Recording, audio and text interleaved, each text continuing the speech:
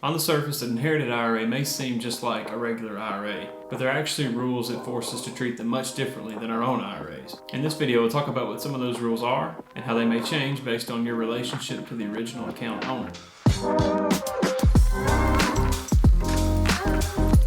So up until the Secure Act in 2018, IRAs were actually a pretty neat way to receive an inheritance. And the reason was, if you inherited an IRA, you were given your entire lifetime, or your expected lifetime, to make withdrawals from the account. So that means if an elderly person passed away and left their IRA to their grandson, who was, say, 10 years old, their grandson would have to withdraw that money over their life expectancy. So for a 10-year-old, that could be decades and decades. The account could continue to grow, produce income for them while they aged. There was actually a financial strategy associated with IRAs called a stretch IRA that allowed them to actually stretch over a longer lifetime for beneficiaries. It's more beneficial for a younger person to receive an inherited IRA than an older person. Well, stretch IRAs were brought to an end with the passage of the Secure Act in 2018, and now all IRAs have to be completely liquidated within 10 years after they're inherited. That's true for traditional IRAs and Roth IRAs. The first thing I want to talk about is spousal beneficiaries. If you're the recipient of an inherited IRA from your spouse, then you basically get the option to treat it like your own. You can rename the account owner to make it your own, you can make withdrawals, or you can roll it over into your own account. If you decide to roll it over into your own IRA, you'll have 60 days after the deceased's death to complete that, so don't drag your feet. And if your spouse had already begun taking RMDs, you'll have to continue doing that, or you'll have to submit a revised schedule to the IRS based on your own life expectancy. If you are the non-spouse beneficiary of an inherited IRA, your options are far more limited.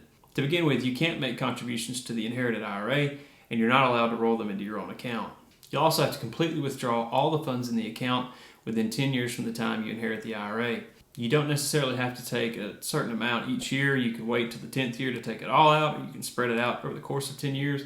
You could also take it all out right away at the very beginning. That piece is totally up to you. And the good news about that is it gives you some flexibility for tax planning. So if you had high income one year, you could wait and make withdrawal later. If you had a low income tax year, you could go ahead and take more out of the account and go ahead and pay tax on that when you're in a lower tax bracket.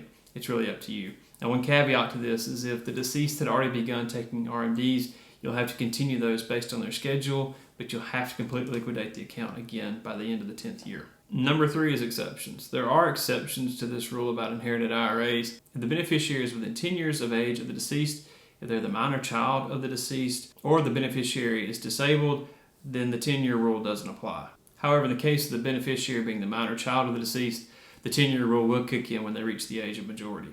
Number 4 is inherited Roth IRAs versus inherited traditional IRAs.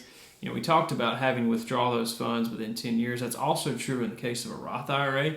The good news of the Roth is that there's no tax on any of the withdrawals. It's treated just like any other Roth would be. The great thing about this is you can leave the Roth in place as long as you want, and it can continue to grow almost like a secondary Roth IRA. Then at the end of that 10 years, you'll need to remove all the money because you'll owe penalties after that. Number 5, inherited IRAs are not like other inheritance. You may be thinking that inheritance isn't supposed to be taxed unless the value of the estate exceeds the lifetime exclusion. Normally you're right, but IRAs are an exception. And the reason is traditional IRAs have never been taxed. When those accounts were funded, they were done with pre-tax dollars. The accounts were allowed to grow without any income tax being collected from them. The tax was supposed to be collected when withdrawals were made. Well, if the account owner passed away before the withdrawals were made and they were taxed, the money still hasn't been taxed. All other inheritance like assets, houses, brokerage accounts, you name it, at some point was purchased or funded with after-tax dollars.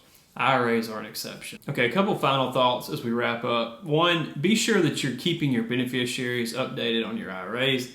There are a lot of really bad stories about those not being updated and IRAs being inherited by people who the deceased did not intend to inherit it. Specifically, I'm referring to ex-spouses.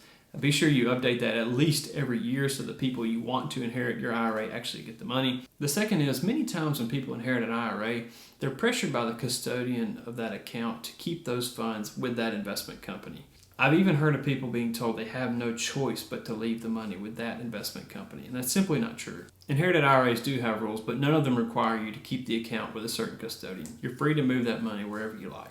So there you go, 5 things to keep in mind about inherited IRAs. I hope that was helpful to you. We have much more on our website about this topic and many others in personal finance. You can check that out at martinmoney.com. We'll also put links in the description below to posts and videos that are similar to this topic. As always, we're thankful for your time. God bless and take care.